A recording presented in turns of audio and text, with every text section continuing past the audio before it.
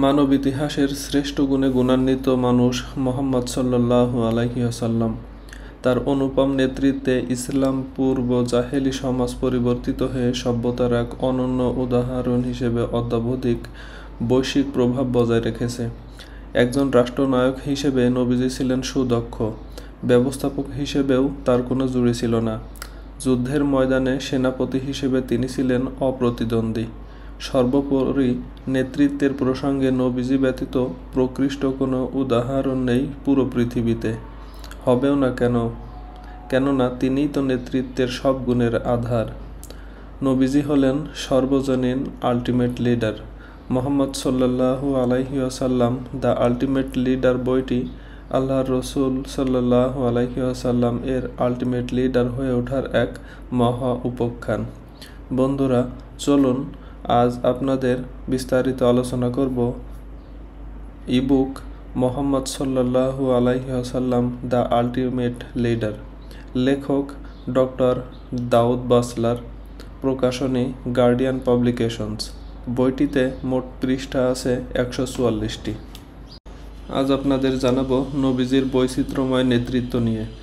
রাসূলুল্লাহ সাল্লাল্লাহু আলাইহি ওয়াসাল্লাম জীবনের একাধিক ক্ষেত্রে নেতৃত্ব দিয়ে পুরো পৃথিবীতে নজির স্থাপন করেছেন।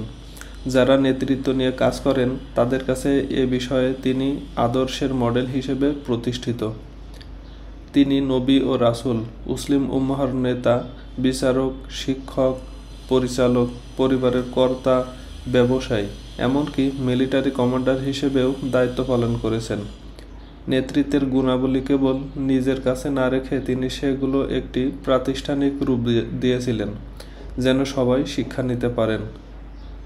তার এই মহান দায়িত্বসমূহ নিয়ে নিচে কিছু আলোচনা করা হলো। সর্বশেষ রাসূল। মানবজাতির জন্য পৃথিবীতে পাঠানো সর্বশেষ নবী ও রাসূল হলেন মুহাম্মদ সাল্লাল্লাহু আলাইহি ওয়াসাল্লাম। কোরআনে বলা আছে, মুহাম্মদ তোমাদের কোনো ব্যক্তির পিতা নন, বরং তিনি আল্লাহর রাসূল ও শেষ নবী, আল্লাহর সব বিষয়ে জ্ঞাত। এই আয়াত থেকে বোঝা যায় রাসূল সাল্লাল্লাহু আলাইহি ওয়াসাল্লাম ছিলেন শেষ নবী।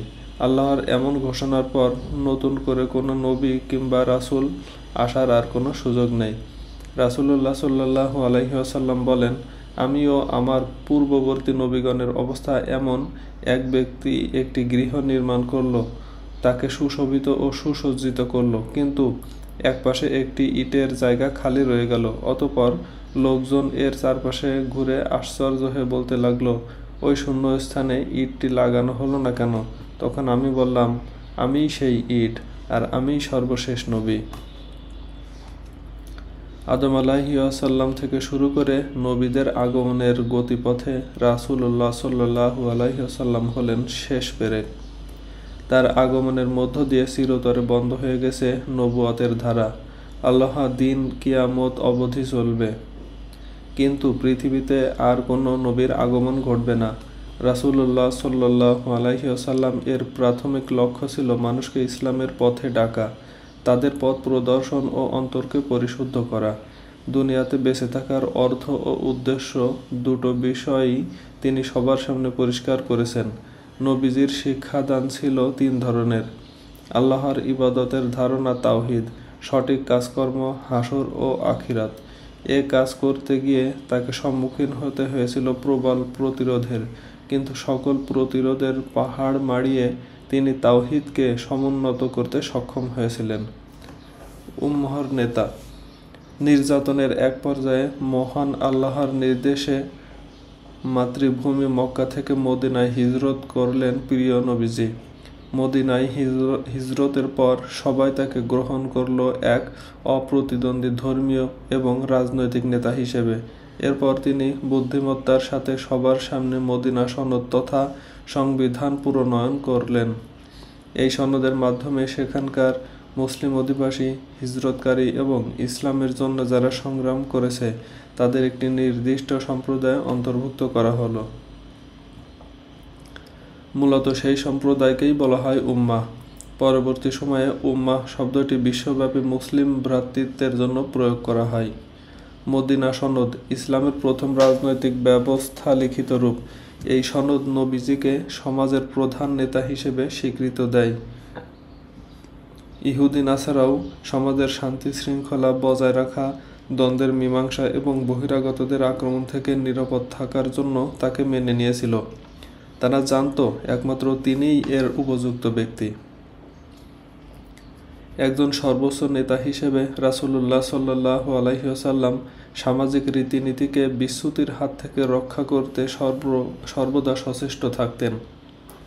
তিনি কোরআনের আলোকে আইন প্রণয়ন করে তা প্রয়োগ করতেন, সৈন্যবাহিনী তৈরি করে তাদের বিভিন্ন অভিযানে যাওয়ার নির্দেশ দিতেন, আর যখন নতুন কোনো এলাকায় জয় করতেন তখন সাহাবীদের সাথে পরামর্শ করে তা পরিচালনা করতেন। পরামর্শদাতার মতামত তার নিজের মতামতের চেয়ে উত্তম হলে তিনি তা নির্দ্বিধায় মেনে নিতেন। সিরাত গ্রন্থগুলো পর্যবেক্ষণ করলে এর অহরহ বর্ণনা পাওয়া যায়। বিভিন্ন অঞ্চলের সাথে চুক্তি, গনিমত বন্টন, সৈন্যদের অস্ত্র কেনা, গভর্নর ও বিচারক নিয়োগ, দ্বন্দ্ব মিটমাট, দূতদের পাঠানোর খরচ, অধ্যাদেশ দেওয়া, ইসলামের আসা নতুন মুসলিমদের সমস্যার নিষ্পত্তি, শরিয়ার আলোকে আইন প্রণয়ন, দোষীদের শাস্তি দেওয়া, গুরুত্বপূর্ণ রাজনৈতিক সমস্যার সমাধান, নিয়োগকৃত কর্মকর্তাদের দেখভাল করা সহ যাবতীয় বিষয় তাকে তত্ত্বাবধান করতে হতো। আল্লাহর রসুল সাল্লাল্লাহু আলাইহি ওয়াসাল্লাম দূরের অঞ্চলগুলোতে সাহাবীদের গভর্নর হিসেবে নিয়োগ করে সেখানকার সব কিছুর দায়িত্ব তাদের হাতেই ন্যস্ত করতেন। কিন্তু মদিনা ও মদিনার আশেপাশের অঞ্চলে দায়িত্ব পালন করতেন তিনি নিজেই।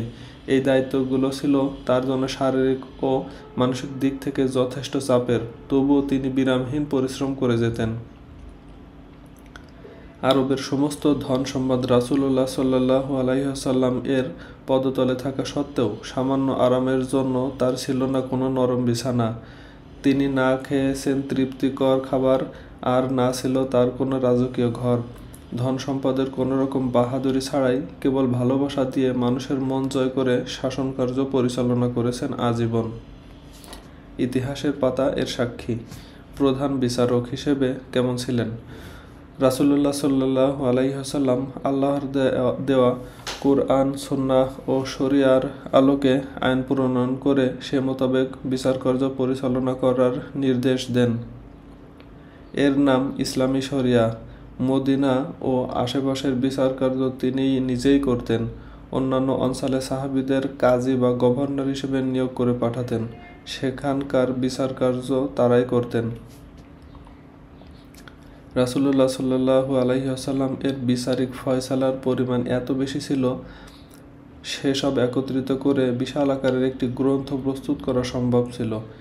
তিনি তার নিয়োগকৃত বিচারকদের বিচারকার্যে সহানুভূতিশীল ও ক্ষমাশীল হওয়ার পরামর্শ দিতেন। হাদিসে এসেছে, মুসলমানদের উপর নির্ধারিত শাস্তির চাপ যত সম্ভব এড়িয়ে চলা উচিত এবং যদি কোনো উপায় থাকে তবে একজন মানুষকে ছেড়ে দেওয়ার কারণ খোঁজা দরকার, কারণ একজন নেতার জন্য কাউকে শাস্তি দেওয়ার চেয়ে ক্ষমা করা ভালো। শিক্ষক ও পরিচালক।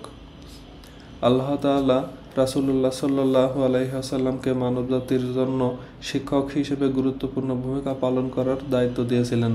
কোরআনে বর্ণিত আছে, আমি তোমাদের মধ্য থেকে একজন রাসূল প্রেরণ করেছি, যিনি তোমাদের কাছে আমার আয়াতসমূহ তিলাওয়াত করেন, তোমাদের পবিত্র করেন এবং কিতাব ও হিকমত শিক্ষা দেন, আর তোমাদের শিক্ষা দেন এমন কিছু যা তোমরা জানতে না। সিরাতের মাধ্যমে, তার জীবন এবং হাদিসের মাধ্যমে, তার বাণী সাহাবীদের মাধ্যমে সংরক্ষণ করা হয়েছিল, যা পরবর্তী সময়ে বইয়ে রূপান্তর করা হয়। এই সিরাত ও হাদিস যুগের পর যুগ মানুষকে আলোকিত করে আসছে। আজও নবীজির শিক্ষাদান পদ্ধতি নিয়ে আলোচনা করা হচ্ছে এবং সন্দেহাতীতভাবে ভবিষ্যতেও চলমান থাকবে। ডক্টর দাউদ শাহের লেখা প্রফেট মুহাম্মদ সাল্লাল্লাহু আলাইহি ওয়াসাল্লাম অ্যাজ এ টিচার নামক চমৎকার বই থেকে রাসূলুল্লাহ সাল্লাল্লাহু আলাইহি ওয়াসাল্লাম এর শিক্ষাদান পদ্ধতি সম্পর্কিত কিছু বিষয় আলোকপাত করা হলো। মক্কা ও মদিনা এই দুই এলাকায় তার দুই ধরনের ভূমিকা ছিল। মক্কা থাকাকালীন মুসলিমরা ছিল নির্যাতিত, তাদের উপর নির্মম অত্যাচার করা হতো। এমনই এক পরিবেশে তিনি ব্যক্তিগতভাবে দাওয়াতি কাজ করতেন। যদিও মুসলিমদের নিরাপত্তা এবং স্বাধীনতা হুমকির সম্মুখীন হয়ে পড়েছিল, তবু রাসূলুল্লাহ সাল্লাল্লাহু আলাইহি ওয়াসাল্লাম এর শিক্ষা তাদের টিকে থাকার বড় উৎস হিসেবে কাজে দিয়েছিল। পরবর্তী সময়ে মুসলিমদের সংখ্যা বাড়তে থাকলে তিনি সবার সামনে সাহাবীদের শিক্ষাদান করতেন। মদিনায় মুহাজির ও আনসার এই দুই দলের জন্যই রাসূলুল্লাহ সাল্লাল্লাহু আলাইহি ওয়াসাল্লাম হয়ে ওঠেন একমাত্র নেতা। মসজিদ ছিল তৎকালীন শিক্ষালয়। রাসূলুল্লাহ সাল্লাল্লাহু আলাইহি ওয়াসাল্লাম মসজিদে নববীতে বসেই সকলকে শিক্ষাদান করাতেন। এক পর্যায়ে তা ইসলামের শিক্ষাকেন্দ্র হয়ে ওঠে। এখান থেকে শিক্ষা নিয়ে তা ছড়িয়ে দেওয়া হতো মুসলিম বিশ্বের নানান প্রান্তে। এটাই ছিল তার পরিকল্পনা। প্রতি ওয়াক্ত নামাজের পর তিনি সাহাবীদের সাথে বসতেন এবং তাদের বিভিন্ন বিষয়ে শিক্ষা দিতেন। মহিলাদের জন্যও সপ্তাহে একদিন বৈঠকের ব্যবস্থা ছিল।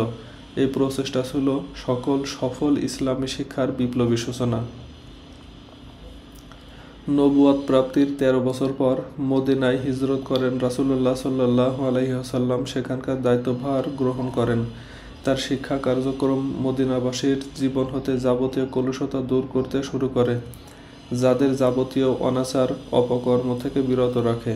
কুসংস্কার, মদ্যপান, জুয়া, সুদ, চুরি, ব্যভিচার, পতিতাবৃত্তি, শিশু হত্যা, সীমাহীন বহুবিবাহ, দাসত্ব ইত্যাদি নির্মূল করার জন্য তিনি বিভিন্ন পদ্ধতি ব্যবহার করে সফল হন। আরব সমাজে রাসূলুল্লাহ সাল্লাল্লাহু আলাইহি ওয়াসাল্লাম যেসব ইতিবাচক মূল্যবোধ প্রয়োগ করেছিলেন তা হলো গরিবদের যাকাত প্রদান, মুসলিম ভ্রাতৃত্ব সর্বজনীন করা, মানবাধিকারের ঘোষণা, নারীদের সামাজিক ও অর্থনৈতিক অধিকার ঘোষণা ইত্যাদি। আল্লাহর প্রতি বিশ্বাস, আখিরাতের প্রতি বিশ্বাস, একজন রাসূল হিসেবে তার ব্যক্তিগত গুণাবলী, রাষ্ট্রপ্রধান হিসেবে তার অবদান, মানুষকে শিক্ষিত করার জন্য তার সুশৃঙ্খল শিক্ষা ব্যবস্থা এবং শান্তি প্রতিষ্ঠায় শাস্তি দেওয়ার নিয়মকানুন ইত্যাদি বিষয়গুলো একটি সুস্থ সমাজ বিনির্মাণে ব্যাপক কার্যকর ভূমিকা রেখেছিল। ইবাদতের বেলায়ও রাসূলুল্লাহ সাল্লাল্লাহু আলাইহি ওয়াসাল্লাম ছিলেন সবার চেয়ে অগ্রগামী, শ্রেষ্ঠ ইবাদতকারী। চলুন একটি হাদিস দেখি। নবীজি একদিন মসজিদে প্রবেশ করে সাহাবীদের দুটি দলে বিভক্ত হয়ে বসে থাকতে দেখলেন। প্রথম দল ছিলেন আল্লাহর ইবাদত ও জিকিরে মনোযোগী, আর দ্বিতীয় দল একজন আরেকজনের কাছ থেকে গুরুত্বপূর্ণ ইলম অর্জন করে নিচ্ছেন। নবীজি তাদের দিকে তাকিয়ে বললেন, সকলে কল্যাণকর তৎপরতায় রত আছে, কিন্তু আমি শিক্ষক হিসেবেই প্রেরিত হয়েছি। এ কথা বলে তিনি দ্বিতীয় দলের সমাবেশে বসলেন। সাহাবীদের জ্ঞানার্জন ও শিক্ষাদানে অনুপ্রাণিত করতে নবীজি কোরআনকে সামনে তুলে ধরতেন। পড়াশোনা ও জ্ঞানার্জনকে উৎসাহিত করে কোরআনের প্রথম নাজিলকৃত আয়াত হলো, পড়ো তোমার রবের নামে যিনি সৃষ্টি করেছেন। তিনি সৃষ্টি করেছেন মানুষকে আলোক থেকে। পড়ো আর তোমার রব মহামহিম, যিনি কলমের সাহায্যে শিক্ষা দিয়েছেন। তিনি মানুষকে তা শিক্ষা দিয়েছেন যা সে জানত না। উম্মি নবী হওয়া সত্ত্বেও তিনি তার সাহাবীদের জ্ঞানার্জনের গুরুত্ব অনুধাবন করতে শিখিয়েছিলেন। তাদের শিখতে ও শেখাতে অনুপ্রাণিত করে তা অন্যদের থেকে ছড়িয়ে দেওয়ার নির্দেশ দিয়েছিলেন। অতঃপর সাহাবীগণ পূর্ণ উদ্যমে ইসলামের বার্তা সর্বত্র পৌঁছে দেন। আল্লাহ ও নবী আদেশ মান্য করার প্রতিদান হিসেবে পুরস্কার অর্জন করার ব্যাপারে রাসূলুল্লাহ সাল্লাল্লাহু আলাইহি ওয়াসাল্লাম বলেন, আমার সমস্ত অনুসারী জান্নাতে যাবে, তবে যারা আমাকে অস্বীকার করেছে তারা ব্যতীত। তাকে জিজ্ঞাসা করা হলো, হে আল্লাহর রসূল, এমন ব্যক্তি কে হবে? নবীজি ব্যাখ্যা করলেন যে আমার অনুগত্য করবে সে জান্নাতে প্রবেশ করবে এবং যে আমাকে অমান্য করবে সে জান্নাতে প্রবেশ করবে না। তিনি ছিলেন একজন চমৎকার শিক্ষক। ধর্মীয় চিন্তাগুলোকে সবার বোঝ উপযোগী ভাষায় উপস্থাপন করতেন, যেন সহজে সবাই বুঝতে পারে। তিনি বলেছেন, ধর্ম শিক্ষা দাও এবং সেটাকে সহজ করো। তিনি জ্ঞান অর্জনকে বাধ্যতামূলক ঘোষণা করে বলেন, প্রত্যেক মুসলিম নর ও নারীর জন্য জ্ঞান অর্জন করা ফরজ। জ্ঞান অর্জনের বিনিময়ে জান্নাত লাভের আশ্বাস দিয়েছেন। যে কেউ জ্ঞান অন্বেষণের পথ অনুসরণ করবে, আল্লাহ তার জন্য জান্নাতকে সহজ করে দেবেন। ঈসা আলাইহি ওয়াসাল্লাম ও রাসূলুল্লাহ সাল্লাল্লাহু আলাইহি ওয়াসাল্লাম এর শিক্ষাদানের তুলনা করতে গিয়ে লেখক দাউদ শাহ লিখেছেন, ঈসা আলাইহি ওয়াসাল্লাম এর মিশন 3 বছর স্থায়ী থাকলেও রাসূলুল্লাহ সাল্লাল্লাহু আলাইহি ওয়াসাল্লামের মিশন ছিল 23 বছর পর্যন্ত, যা শিক্ষাদান প্রক্রিয়াকে বিস্তৃত করার জন্য এবং রাষ্ট্রপ্রধানের ভূমিকা সর্বত্র ছড়িয়ে দেওয়ার জন্য ছিল যথাযথ। নবীজির মহান শিক্ষণীয় কৃতিত্ব হল বিশ্বের 1/4 মানুষ মুসলিম এবং তাদের মধ্যে সে শিক্ষা আজও প্রতিফলিত। পরিবারের কর্তা হিসেবে কেমন ছিলেন? রাসূলুল্লাহ সাল্লাল্লাহু আলাইহি ওয়াসাল্লাম হলেন নবী ইব্রাহিম আলাইহি ওয়াসাল্লাম এর ছেলে ইসমাইল আলাইহি ওয়াসাল্লাম এর বংশধর। ইসমাইল আলাইহি ওয়াসাল্লামকে কোলের বাচ্চা অবস্থায় তার মা হাজেরা সহ মক্কায় রেখে যান ইব্রাহিম আলাইহি ওয়াসাল্লাম। তারপর আল্লাহর কাছে দোয়া করেন, হে আমাদের রব, নিশ্চয়ই আমি আমার বংশধরদের ফসলহীন উপত্যকায় তোমার পবিত্র ঘরের নিকট বসতি স্থাপন করলাম। হে আমাদের রব, তারা যেন সালাত কায়েম করে। সুতরাং কিছু মানুষের হৃদয় আপনি তাদের দিকে ঝুঁকিয়ে দিন এবং তাদের রিজিক প্রদান করুন ফল ফলাদি থেকে। আশা করা যায় তারা শুকরিয়া আদায় করবে।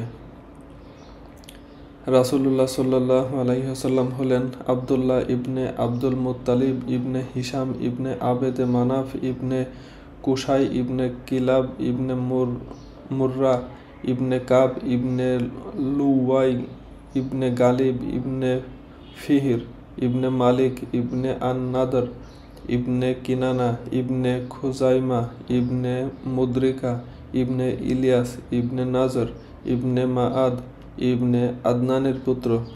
আদনান হলেন ইসমাইলের বংশধর। রাসূল এর বংশতালিকা। কুরাইশ থেকে আসছে হারিস, মাহরিব, গালিব, তিম, খালস। গালিব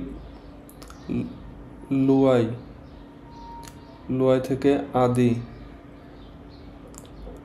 আদি থেকে মুররা, তাইম থেকে কিলাব থেকে কুসাই থেকে আবদে উজ্জা, আবদে দার, আবদে মানাফ থেকে মুত্তালিব, হাশিম, আবদে শামস, নওফেল। আবদে শামস থেকে উমাইয়া, হারব, আবু সুফিয়ান, মুয়াবিয়া। আর হাশিম থেকে আব্দুল মুত্তালিব থেকে জোবায়ের, হারিস, আবুল আহাব, হামজা, আব্বাস, আবদুল্লাহ, আবু তালিব। আবদুল্লাহ থেকে মুহাম্মদ রাসূলুল্লাহ সাল্লাল্লাহু আলাইহি ওয়াসাল্লাম এবং আবু তালিব থেকে আলী রাদিয়াল্লাহু তাআলা, আকিল, জাফর। আলী থেকে ফাতেমা থেকে হাসান এবং হোসাইন। আর আকিল থেকে মুসলিম। রাসূলুল্লাহ সাল্লাল্লাহু আলাইহি ওয়াসাল্লাম এর মায়ের নাম আমিনা, যিনি ছিলেন বিনতে ওয়াহাব ইবনে আবদে মানাফ ইবনে জুহরাহ ইবনে কিলাব ইবনে মুররার কন্যা। 570 খ্রিস্টাব্দের রবিউল আউয়াল মাসে তিনি জন্মগ্রহণ করেন। একই বছরে ইয়েমেনের হস্তি বাহিনী কাবাঘরে আক্রমণ করতে এসে ব্যর্থ হয়। রাসূলুল্লাহ সাল্লাল্লাহু আলাইহি ওয়াসাল্লাম এর মা গর্ভবতী থাকাকালীন স্বামীকে হারান। জন্মের পর 2 বছর ধরে মরুভূমিতে এক বেদুইন পরিবারের দুধমাতার কাছে বেড়ে উঠতে থাকেন নবীজি। 6 বছর বয়সে মাকে হারিয়ে এতিম হয়ে যান তিনি এবং তার দেখভালের দায়িত্ব নেন দাদা আব্দুল মুত্তালিব। রাসূলুল্লাহ সাল্লাল্লাহু আলাইহি ওয়াসাল্লাম ও তার পূর্বপুরুষরা ছিলেন আরবের প্রখ্যাত কুরাইশ বংশের মানুষ, যাদের দায়িত্ব ছিল কাবাগর রক্ষণাবেক্ষণ ও হাজিদের সেবা করা। 8 বছর বয়সে তিনি তার দাদাকেও হারান। তারপর তার দায়িত্ব নেন প্রিয় চাচা আবু তালিব।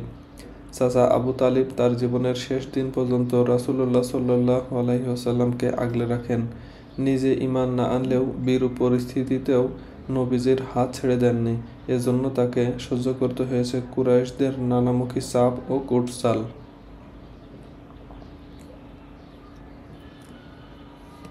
বন্ধুরা, আজ এ পর্যন্ত। পরবর্তী ভিডিও পেতে চ্যানেলটি সাবস্ক্রাইব করে রাখেন এবং লাইক না করে থাকলে লাইক করতে ভুলবেন না।